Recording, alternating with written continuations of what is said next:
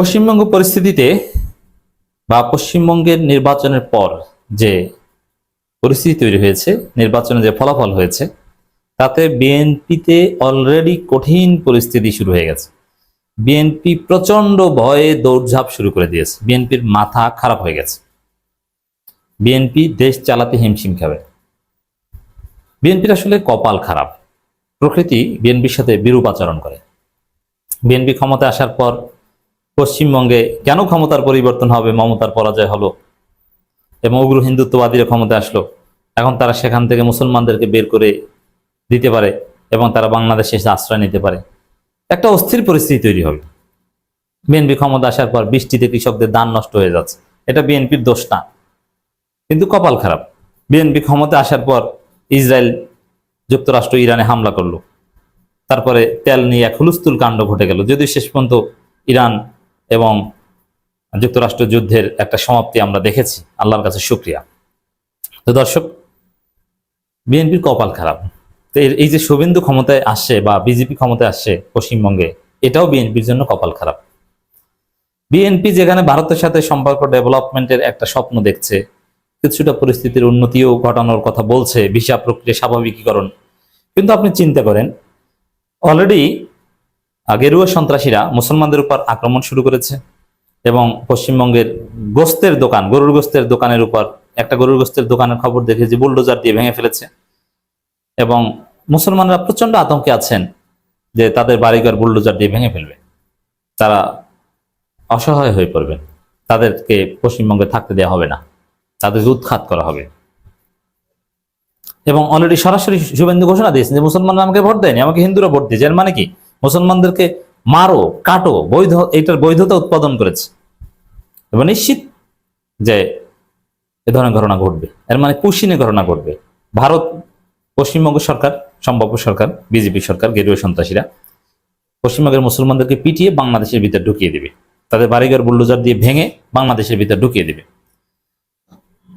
তো এটা বিএনপি সরকার টের পেয়েছে যে এটা যে করবে, এতে কোনো সন্দেহ নাই। কারণ অনেক দিনের ক্ষোভ, 15 বছর বললে ভুল হবে। In the history this is first time পশ্চিমবঙ্গে বিজেপির রাজত্ব। 2011 সাল থেকে পশ্চিমবঙ্গে ক্ষমতায় ছিল মমতা বন্দ্যোপাধ্যায়, 15 বছর মমতা। তার আগে 30 বছর ছিল বামফ্রন্ট। এর মানে কি? বিজেপি কখনো পারেনি। একসময় কংগ্রেসেরও ভালো অবস্থান ছিল, কিন্তু বিজেপির কোনো ভালো অবস্থান কখনো পশ্চিমবঙ্গে ছিল না। এখন নতুন কোনো একটা জায়গায় আবার সেখানে প্রচুর মুসলিম এবং বিজেপি আরএসএস এদের চিন্তা তো মুসলিম পিটাও, মুসলিম কাটো, কোপাও। মুসলমানদের, ভারতবর্ষ হচ্ছে হিন্দুদের দেশ, ভারতবর্ষ হিন্দুস্থান, হিন্দুদের স্থান, নট মুসলমানদের স্থান। তারা এদেশের নাগরিক হওয়ার যোগ্যতা রাখে না, অনলি হিন্দুরাই এদেশের।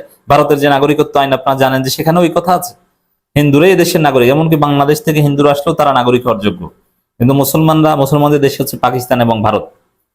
এটা হচ্ছে বিজেপির নীতি আদর্শ এবং রাষ্ট্রীয়ভাবে নীতি আদর্শের প্রতিফলন আমরা দেখি। তো এই জায়গায় দর্শক, যেহেতু জীবনে প্রথমবার এই সুযোগটা পেয়েছে, তারা একদম বেপরোয়া আচরণ করবে। আপনি যুগ যুগ সাধনা করে যদি কোনো একটা জিনিস পান, সাপোজ আপনার কোন একটা সন্তান জেলে বের হয় না 10, 15, 20 বছর পর বের হয়েছে, আপনি যদি সেই সন্তানকে কাছে পান, কেমন আচরণ করবেন? জড়িয়ে ধরবেন, চুমু খাবেন, এরকম একটা আবেগ কাজ করে দীর্ঘদিন পর। এরকম যে ওরা, এই গেরুয়া সন্ত্রাসীরা দীর্ঘদিন পর বা জীবনের প্রথম পশ্চিমবঙ্গে, বা অকল্পনীয়, যেটা কোনোদিন কল্পনা করেনি, ওরা ভেবেছে যে পুরো ভারতবর্ষ ওরা দখল করতে পারলেও তামিলনাড়ু এবং পশ্চিমবঙ্গে ওদের রাজত্ব হবে না। তামিলনাড়ু তো পারে না, কিন্তু পশ্চিমবঙ্গে পেরেছে এবং পারবে, এইভাবে সফল হবে, এটা কল্পনা ছিল না। এবং মোদী নিজে এসে পশ্চিমবঙ্গ চষে বেরিয়েছেন, নির্বাচনী প্রচারণা করেছেন, ঝালমুড়ি খেয়েছেন। এরকম প্রায়োরিটি মোদী পশ্চিমবঙ্গে যেরকম প্রায়োরিটি দিয়েছেন, এরকম প্রায়োরিটি দেন না। অন্যান্য জায়গায় জিততে মোদীকে এভাবে যেতে হয় না, এমনি এমনি বিজেপি যেতে। কিন্তু তামিলনাড়ুতে পারেন না আর পশ্চিমবঙ্গে পারেন না, কিন্তু এবার পেরেছেন। তো এবার যেহেতু পেরেছেন, এবার তাদের আবেগটা খুব সিরিয়াস। এজন্য ভয়াবহভাবে মুসলিম নির্যাতন করবে পশ্চিমবঙ্গে এই গেরুয়া সন্ত্রাসীরা, মোদীর দল, বিজেপি, শুভেন্দুর দল। আর মুসলিম নির্যাতন করা মানে বাংলাদেশে মুসলমান শরণার্থীদের তারা পারসিকিউটেড হয়ে তারা শরণার্থী হিসেবে বাংলাদেশে আশ্রয় নেওয়ার চেষ্টা করবে, একটা ঢেউ আমরা হয়তো দেখতে পাবো। তো এই জন্য অলরেডি বিএনপি সরকার টের পেয়েছে যে অবস্থা তো খারাপ। এরা সব এই 6 তারিখ মমতার মেয়াদ শেষ হয়েছে, মমতা যাই বলুক যে তিনি পদত্যাগ করবেন না অমুক তমুক, এগুলো ফাও কথা, এগুলোর কোনো দাম নেই। ওখানে রাজ্যপাল যিনি আছেন এটাতে তিনি নতুন সরকার গঠনের আহ্বান জানাবেন, ও এগুলো পরাজিতরা অনেক কিছু বলে, এগুলোর কোনো দাম নেই। মূল কথা হচ্ছে যে সম্ভবত শুভেন্দুই খুব শীঘ্রই মুখ্যমন্ত্রী হিসেবে শপথ নিচ্ছেন, বিজেপি পুরো পশ্চিমবঙ্গ দখল করবে, তারপরে তাদের তাণ্ডব শুরু হয়ে যাবে এবং সেই তাণ্ডবে বাংলাদেশের শরণার্থী ঢেউ নামবে। এটা বিএনপি জানে, খলিল রহমান অনেকটা স্বীকার করেছেন, পররাষ্ট্রমন্ত্রীও স্বীকার করেছেন। এখন জরুরি নির্দেশনা দিয়েছে, পুশিন ঠেকাতে সীমান্তে নজরদারি বাড়াতে নির্দেশ স্বরাষ্ট্রমন্ত্রী। বুঝতে পারছেন? এর মানে পুশিন হবে, এখন যাতে পুশিন করতে না পারে এজন্য বিজিবিকে নির্দেশনা দিয়েছে, জরুরি নির্দেশনা। কিন্তু এই নির্দেশনার মাধ্যমে কি আসলে এরকম পুশিন বা শরণার্থীর ঢেউ ঠেকানো যায়? যায় না। কিভাবে, কেন ঠেকানো যাবে না এটা একটু বলি। প্রথম কথা হচ্ছে যে হ্যাঁ, সরকার প্রথমে চাইবে যে কেউ যেন এখানে ঢুকতে না পারে, ওরা যেন কেউ কাউকে ঠেলে দিতে না পারে, আমরা সতর্ক থাকবো। কিন্তু না, ওইভাবে যদি ঠেকানো যায় তাহলে এক পর্যায়ে আসতে চাইবে না, কিন্তু এভাবে ঠেকানো যায় না, শরণার্থী এভাবে ঠেকানো যায় না। প্রমাণ, মিয়ানমারের রোহিঙ্গারা যখন আসা শুরু করেছে তখন আওয়ামী লীগ সরকার খুব কঠোর ছিল পুশিনের ব্যাপারে, কোনোভাবে কাউকে ঢুকতে দিতে চায়নি, ফিরিয়ে দিয়েছে।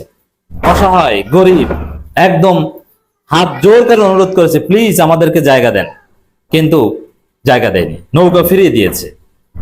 না খাওয়া বৃদ্ধ বাবা মাকে কাঁধে নিয়ে এসেছে, তাদেরকে ওখান থেকে সরিয়ে দিয়েছে। এভাবে অনেক কিছুই করেছে, কিন্তু কাজ হয়নি। এর মানে জোর করে শরণার্থী ঠেকানো যায় না। একটা পর্যায়ে কিন্তু বাংলাদেশের মানুষের সমালোচনা যে এরকম অমানবিক কাজ করা যায় না, এবং পশ্চিমা মানবিকতা বোধ সম্পন্ন যে রাষ্ট্রগুলো আছে জাতিসংঘ থেকে শুরু করে সবাই শেখ হাসিনাকে বলা শুরু করেছে যে এভাবে যারা নিজ জন্মভূমিতে পারসিকিউশনের শিকার তাদেরকে এভাবে ফিরিয়ে দিতে হয় না, তোমরা জায়গা দাও, আমরা হেল্প করব, তোমাদের এই লাভ হবে সেই লাভ হবে।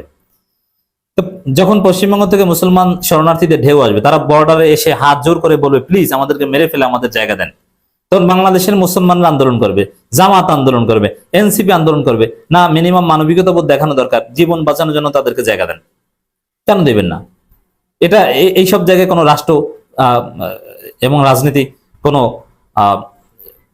চলবে না, এখানে সম্পূর্ণ মানবিকতা বোধ কাজ করবে। এত রোহিঙ্গা শরণার্থীদের আশ্রয় দিতে পেরেছি, এদেরকে দিতে পারবো না কেন? বাংলাদেশের মানুষ বলবে আমরা না খেয়ে থাকবো, আমরা 3 বেলার 2 বেলা খাবো আর 1 বেলা ওদেরকে দিব, তারপরে ওদেরকে বাংলাদেশে ঢুকতে দেন। জাতিসংঘ বলবে, সবাই বলবে, ওটা ঠেকানো যাবে না। তো এই যে জরুরি নির্দেশনা, যে পুশিন ঠেকাতে সীমান্তে নজরদারির নির্দেশ, আরো নানান উদ্যোগ নিচ্ছে বিএনপি সরকার, নড়েচড়ে বসেছে, কিন্তু লাভ হবে না। এভাবে পুশিন ঠেকানো যায় না, শরণার্থীর ঢেউ ঠেকানো যায় না। তা আমার মনে হয় কোন একটা অঘটন ঘটবে, শরণার্থীর ঢল নামতে পারে। আল্লাহ বাংলাদেশকে হেফাজত করুক, মুসলমানদেরকে হেফাজত করুক।